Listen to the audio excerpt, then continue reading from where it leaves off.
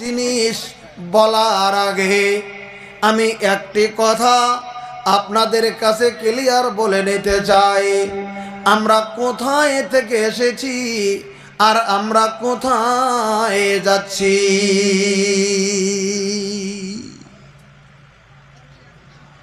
পবিত্র কোরআনে কারিমে বিভিন্ন জায়গাতে কথাগুলি সুন্দর করে বর্ণনা করা আছে।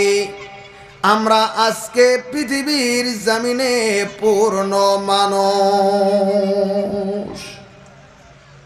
তবে আমরা এসেছি কোথায় থেকে, আমরা যাব কোথায়। আসলতে আমরা এসেছি এমন একটা জায়গা থেকে যে জায়গাটার নাম আলামে আরওয়াহ। কিতাব খুলুন, বেরিয়ে যাবে মানুষের একটা জীবনের 4টা ধাপ রয়েছে। মানুষ 4টা জায়গাতে তার গোটা জিন্দেগির হিসাব হচ্ছে। 4টা জায়গাতে মানুষ থাকছে। একটা হচ্ছে সর্বপ্রথম আমরা মায়ের পেটে আসার আগে আমরা যে জায়গাটায় ছিলাম ওই জায়গাটার নাম হচ্ছে আলামে আরওয়াহ। বলবেন দলিল কি আছে? দলিল আছে পবিত্র কোরআনে। আল্লাহ রাব্বুল আলামিন স্পষ্টকরণ করে উল্লেখ করে দিয়েছেন কোরআনে কারিমের ভিতরে।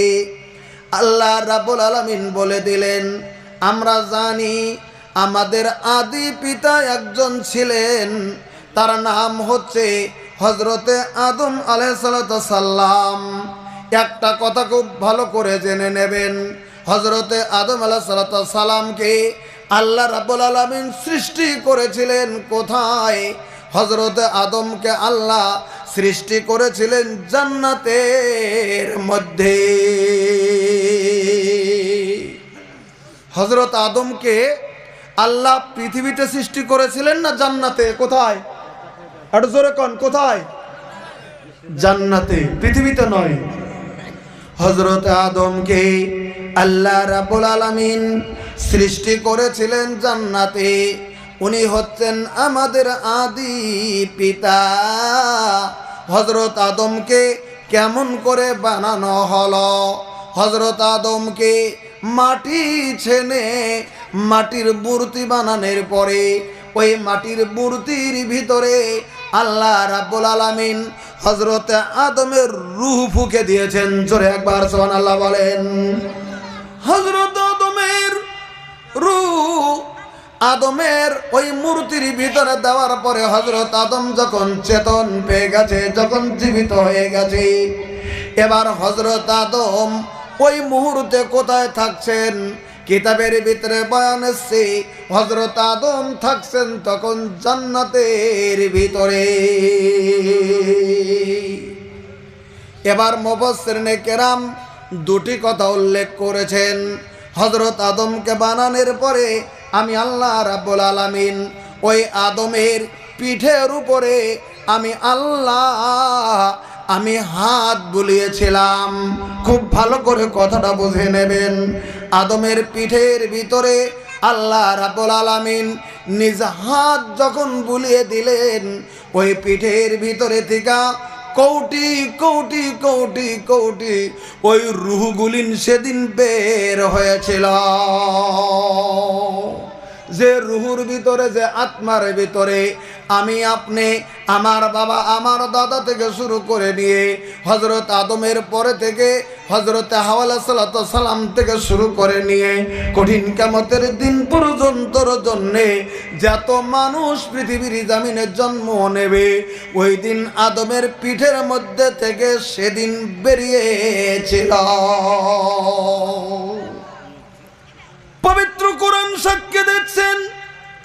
আল্লাহ রাব্বুল আলামিন বলে দিলেন, রে ও আমার দরদর নবী, আপনি গোটা পৃথিবীর মানুষ সম্পর্কে জেনে নেন। বলে কি, ওয়াইজ আখাযা রাব্বুকা মিন বানি আদম মিন জুহুরিহিম যুররিয়াতাহুম ওয়া আশহাদাহুম আলা আনফুসিহিম। এটা কোরআনে কারিমে আল্লাহ রাব্বুল আলামিন উল্লেখ করলেন, নবী গো আপনি ওই দিনের কথাটা স্মরণ করেন যেদিন আমি আল্লাহ রাব্বুল আলামিন হযরত আদমের পিঠের মধ্যে থেকে গো তার সমস্ত বংশধরকে আমি আল্লাহ রাব্বুল আলামিন রূহু রূপে বের করেছিলাম। জোরে বলেন সুবহানাল্লাহ। এটা কিন্তু কোরআনের কথা। আদমের পিঠ থেকে আমাদের সমস্ত মানুষের রূহকে ধূলিকণার মতো করে, মাছের চোখের মতো করে আল্লাহ রাব্বুল আলামিন সমস্ত কিয়ামতের দিন পর্যন্ত যত মানুষ আসবে সমস্ত মানুষের রূহকে আদমের পিঠ থেকে আল্লাহ রাব্বুল আলামিন সেদিন বের করেছিলেন। এবার আল্লাহ রাব্বুল আলামিন একটা কথা বললেন, যেদিন সবাইকে বের করলাম ওয়া আশহাদাহুম আলা আনফুসিহিম, আর আমি আল্লাহ রাব্বুল আলামিন ওই সমস্ত রূহের কাছে সেদিন আমি আল্লাহ একটা কথার স্বীকারোক্তি নিয়েছিলাম। আপনারা যদি প্রশ্ন করেন সেদিন কোন কথার স্বীকারোক্তি নিয়েছে আল্লাহ রাব্বুল আলামিন, আল্লাহ রাব্বুল আলামিন বললেন সেদিন সমস্ত রূহের সম্মুখে আমি আল্লাহ রাব্বুল আলামিন একটা কথা বলে দিলাম। বলে কি? আলাস্তু বিরাব্বিকুম, ওরে সমস্ত রূহের জগতেরা, আমি যে তোমাদেরকে আদমের পিঠ থেকে বের করলাম, আমি আল্লাহ রাব্বুল আলামিন তোমাদেরকে পর্যায়ক্রমে আমি আল্লাহ পৃথিবীতে পাঠাবো। যাই হোক, তোমরা যে রূহের জগৎ, আমি যে মহান সত্তা, আমি কি তোমাদের প্রভু কে না? আলাস্তু বিরাব্বিকুম, আমি কি তোমাদের প্রভু নয়? আমি কি তোমাদের আল্লাহ নয়? রূহকে জিজ্ঞাসা করেছিলেন আল্লাহ, আমি কি তোমাদের প্রভু নয়? আমি আপনি, সেদিন আমি আপনি, আমার বাবা আপনার বাবা, আমার দাদা আপনার দাদা, আমার ভাই আপনার ভাই, আমার মা আমার আপনার মা, আমার বোন আপনার বোন, সেদিন সমস্ত রূহ জগৎ এক বাক্যে জবাব দিয়ে দিলেন, ক্বালু বালা, হ্যাঁ প্রভু, আপনি আসলেই আমাদের প্রভু। সমস্ত রূহ জগৎ সেদিন স্বীকারোক্তি দিয়ে দিলেন, ওগো প্রভু, আপনি আমাদের মাবুদ। আল্লাহ রাব্বুল আলামিন বলে দিলেন, আমি সেদিন সেই রূহের জগৎকে সাক্ষী নিয়েছিলাম যেন কঠিন কিয়ামতের দিন আমি আল্লাহ রাব্বুল আলামিন যেদিন জিজ্ঞাসা করব, ওদিন একটা মানুষ যত বলতে না পারে আমি আমার মাবুদ সম্পর্কে ধারণা ছিল না। ওই জন্য আমাকে আপনাকে সবাইকে আল্লাহ রাব্বুল আলামিন রূহের জগতে জিজ্ঞাসা করেছিলেন, আমি কি তোমাদের প্রভু নয়? সেদিন কিন্তু সবাই স্বীকারোক্তি দিয়েছি আল্লাহ রাব্বুল আলামিন আমাদের একমাত্র মাবুদ। আজকে জমিনের ভিতরে অন্যায় করি সেটা আলাদা, কিন্তু সেদিন স্বীকারোক্তি দিয়েছি মহান আল্লাহ আমাদের প্রভু।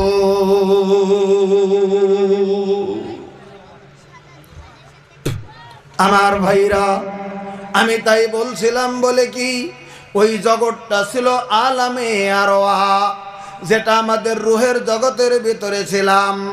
এবার রূহের জগতে যখন ছিলাম, রূহের জগৎ থেকে আল্লাহ রাব্বুল আলামিন যখন হুকুম করেছেন ওই রূহের জগৎ থেকে এই পৃথিবীর জমিনের ভিতরে একটা প্রক্রিয়াতে মার পেটের ভিতরে, ওই মার পেটের ভিতরে থেকে পৃথিবীর জমিনে একটা প্রক্রিয়াতে আমরা এসেছি আলামে দুনিয়া। আমরা এই দুনিয়ার জিন্দেগিতে প্রবেশ করেছি। একবারে ক্লিয়ার করে যান, কেমন করে আল্লাহ রাব্বুল আলামিন দিলেন রূহের জগতে আমরা থেকে গেলাম। এবার মা পৃথিবীর জমিনে মা এসেছেন। আল্লাহ রাব্বুল আলামিনের নবী বলেন, পৃথিবীর জমিনের ভিতরে আমরা যে মার পেটের ভিতরে চলে এসেছি, আমরা কেমন করে মার পেটের ভিতরে আসলাম? সহিহ হাদিসের ভিতরে বর্ণনা আছে, ইন্না আহাদাকুম ইউজমাউ খালকুহু ফি বাতনি উম্মিহি 40 ইয়াওমান। আমরা জানি বাবা মার সহমিলনে এক ফোঁটা পানি মাতৃরেহেমের ভিতরে প্রবেশ করে। আল্লাহ রাব্বুল আলামিনের নবী বলেন, ওই মাতৃরেহেমের ভিতরে ওই একটা ফোঁটা পানি 40 দিন একে রাহে থাকার পরে ইয়াওমান নুতফা, ওটা নুতফায় পরিণত হয়ে যায়। তার মানে 40 দিনে মাতৃরেহেমের ভিতরে পানিটা একটা ফোঁটার আকৃতি জমাট বাঁধা হয়ে যায়, যেটা সহিহ হাদিসে বর্ণনা হয়েছে।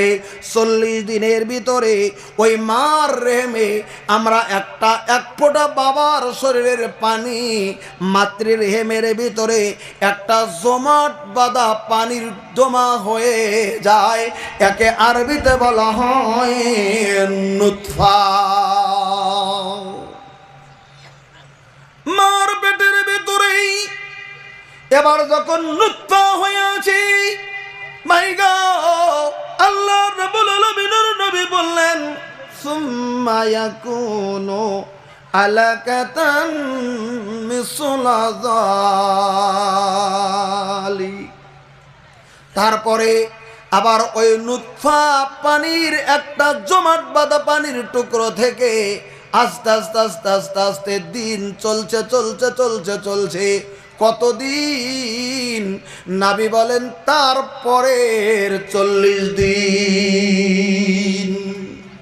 যখন পরের 40 দিন চলে গেল মার পেটে, আল্লাহ রাব্বুল আলামিনের নবী বলেন, তখন তোমার ওই রক্তই জমাট বাঁধা পানির টুকরাটা আলাকা হয়ে যায় একটা যোগের মতো, একটা মাংসর টুকরার মতো, যোগের মতো একটা ঢিমা হয়ে যায়। একে আরবিতে বলে আলাকা। খুব ভালো করে খেয়াল করে যাবেন। 40 দিনে পৃথিবীর জমিনের ভিতরে হয়ে যায় আলাকা, যোগের মতো একটা টুকরো। ভাইগা তারপর আল্লাহ রাব্বুল আলামিনের নবী বলেন, এবার মাংসের টুকরাটা যোগের মতো টুকরা যেমন হয়ে গেল, নবী বলেন সুম্মা ইয়াকুনু মুজগা। আল্লাহ রাব্বুল আলামিন মিসলা যালিক। তারপরে আরো 40টা দিন যখন চলে যায়, তার মানে 120 দিন যখন হয়ে গেল মাতৃরেহেমের ভিতরে, 120 দিন পূর্ণ যখন হয়ে যায়, তখন ওই শরীরের ভিতরে মাতৃরেহেমের ভিতরে ওই মাংসটা জমাট বেঁধে একটা শরীরের আকৃতির মতো একটা আকৃতি হয়ে যায়। জোরে একবার সুবহানাল্লাহ বলেন। বলেন তো কতদিন গেল টোটাল? খুব তাড়াতাড়ি কতদিন? 120, 40, 40, 40। একদম সহি হাদিস থেকে বলছি। 120 দিনের দিন। খুব খেয়াল করে যাবেন। যেদিন মার পেটের ভিতরে 120 দিন, জোরে বলেন কয়দিন? 120 দিন হয়ে গেছে। 4 মাস যেদিন পূর্ণ হয়ে গেল মার পেটের ভিতরে, আল্লাহ রাব্বুল আলামিনের নবী বললেন, আমার সাহাবা কেরাম শুনে নাও, যখন 4 মাস হয়ে গেল, 120 দিন হয়ে গেল, সুম্মা ইউরসালু ইলাইহিল মালাক। ওই 120 দিনের দিন আল্লাহ রাব্বুল আলামিন একটা ফেরেশতাকে ডাক দিয়ে দেয়। একটা ফেরেশতাকে ডাক দিয়ে বলে, ওরে ফেরেশতা, তুমি যাও যাও যাও, ওই যে ওই মেয়েটার পেটের ভিতরে 120 দিন একটা পানির বয়স হয়ে গেছে, মানব আকৃতির মতো, ওই যে মুজগা